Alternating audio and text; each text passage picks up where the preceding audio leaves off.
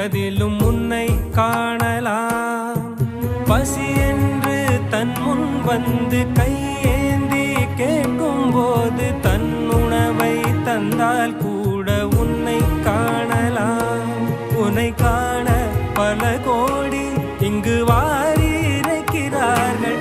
எளிதாக உன்னை சேர இங்கு யாரு நினைக்கிறார்கள். அலங்காரம் அதில் நீ இல்லை, அகங்கார மனதில் இல்லை.